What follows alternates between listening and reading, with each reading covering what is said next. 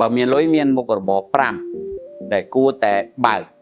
គួរតែធ្វើតែធ្វើបានអត់តែប៉ុណ្្នឹងឯងនៅក្នុងស្ថានភាពបច្ចុប្បន្នយើងនេះដែលស្ថានភាពសេដ្ឋកិច្ចយើងអត់សូវល្អតើមុខរបរអ្វីដែលគាត់អាចបើកបាននៅក្នុងស្ថានភាពបែបនេះបើជាយោបល់របស់ខ្ញុំឆ្លើយងាយឆ្លើយស្រួលហើយស្រួលស្ដាប់មិនប្រកាសថាមានលុយហើយបើកអាជីវកម្មបច្ចុប្បន្នហ្នឹងបានចំណេញ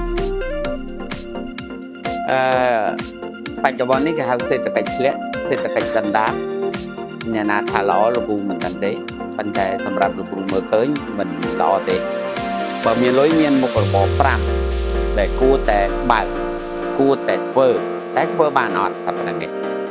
ទី1ពាក់ព័ន្ធនឹង technology គឺ IT internet IT អាហ្នឹងទី1មក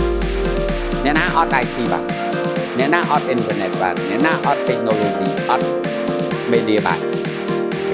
គឺមានន័យថាទី2ពាក់ព័ន្ធជាមួយនឹងវិស័យសុខាភិបាលវិស័យសុខាភិបាលហ្នឹងគឺពាក់ព័ន្ធមួយ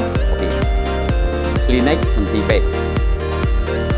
ទី3គឺសាលារៀនអ្នកណាមិនរៀនកូនណាមិនកើតបាទឧបករណ៍ហ្នឹងបាទទី3មុខរបរដែលមនុស្សប្រើចាំបាច់មនុស្សប្រើចាំបាច់អីគេ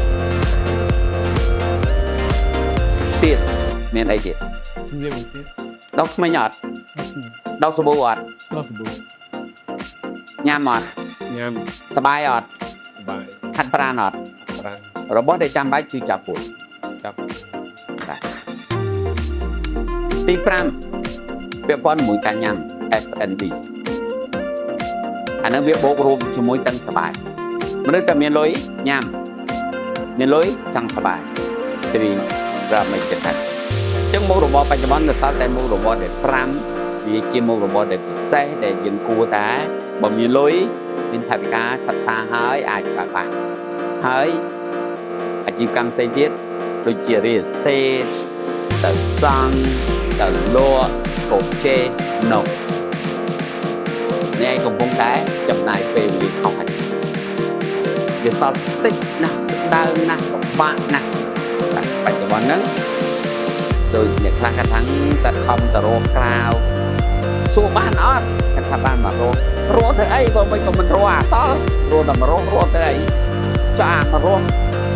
រកស្រួលអាតល់នេះមិនក៏មិនរក